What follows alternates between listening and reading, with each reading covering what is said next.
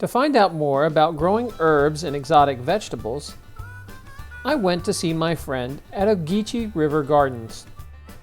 My name is Michelle Pokrant. My farm is Ogeechee River Gardens, and it's located in Richmond Hill, Georgia.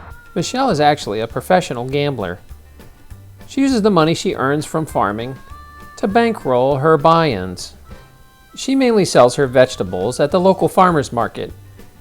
She focuses on some unique vegetables and flowers to supplement her income. The bitter melon's been a really good niche market. It sells mostly to the Asian community, Hawaiian, Polynesian, Indian. There's lots of different names for it. It's a very bitter fruit, beautiful fruit. It's in the gourd family, and it is so easy to grow. You just gotta knock the stink bugs off occasionally. Michelle also gives some advice on how to self-pollinate your vegetables that grow in a greenhouse. You take the electric toothbrush, you put it on the stem, you vibrate the little flowers to get the pollen to knock back in there. Tomatoes are self-pollinating. They do not need a flower of another tomato. So you just can do it yourself when the bees are less active and you're growing in a high tunnel to get them to create a tomato.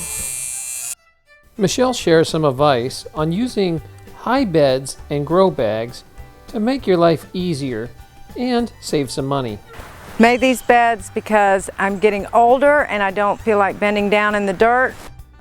So I can be at this height, harvest, plant, and also I can fit more in a bed than I can in rows in the garden because I don't have to have walking rows in my raised beds. And plus I have better drainage, I have better control. It seems like I have better control of the insects, and it's just 100% easier for me than being in the ground. On the bottom, the first bottom two boards of the boxes, I've got just topsoil in there, and the top, say, 10, 12 inches is an engineered soil that I get from a soil scientist that is just wonderful, supercharged soil, and there I am able to ensure that my plants are going to grow wonderfully because the soil is so well drained and so well put together.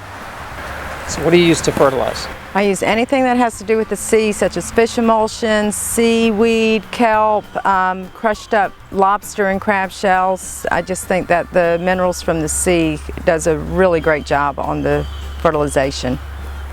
The bags are grow bags. They're very inexpensive. Fill them up with the good soil, plant out whatever plants I want to grow. In the spring I do tomatoes. Here I'm doing a bunch of fresh herbs, parsley, sorrel, dandelion, tatsoi, mizunas, and I have a drip system going on in here. There's a drip tape, we call it. I don't know if you can see this drip tape. And every 18 inches it has a hole and it automatically waters every morning so I don't have to.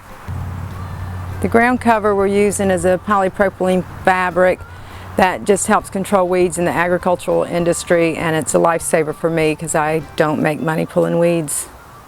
It's much more profitable to start your plants out from seeds. Michelle shows us how she does hers. I start out with seeds in plug trays, and then from the plug trays I move them up into a 4-inch pot, and once they're rooted into a 4-inch pot I take them out into the garden beds and plant them out for the season and grow them out that way.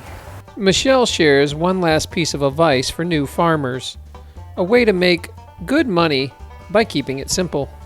Well, cut flowers is very highly profitable and so easy to grow. There's so many beautiful zinnia seeds now that are geared for farmer people growing.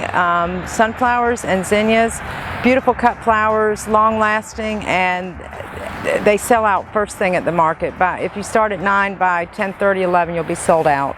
I hope you enjoyed that. Just remember, this is a segment out of a full documentary. If you want to watch the whole documentary, all you have to do is click right here. You can see it in its entirety.